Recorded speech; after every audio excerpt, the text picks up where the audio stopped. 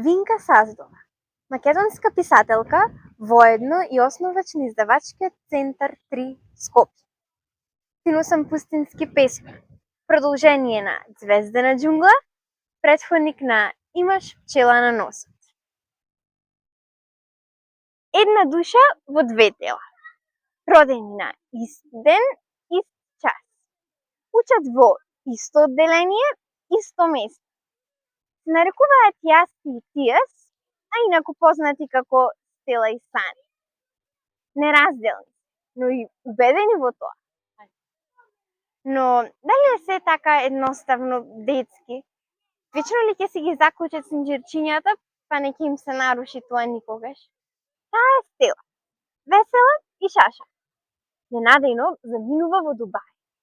Тоа не е никакво патување, туку подолг семеен престој.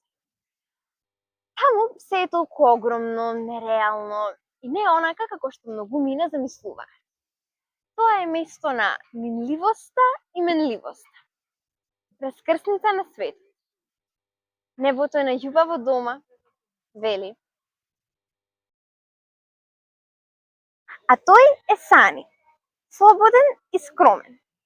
Сега без својата друга. Не умее да се спротистави, не снаоди.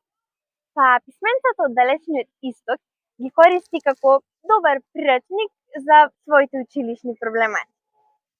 И опишува скопските случувања, падови и радост, а и понекоја критика за возраст. Да, е најубавиот збор. Зошто возрастните толку ретко го употребуваат? И пак оној копиш, километрите што не се само броеви.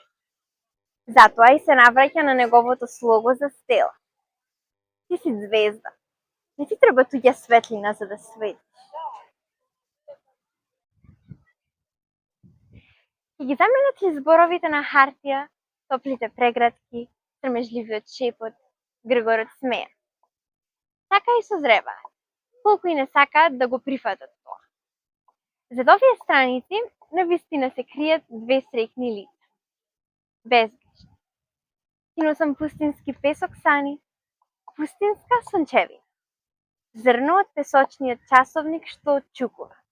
Песочниот часовник на една шарена капсула, а која никогаш не се враќа.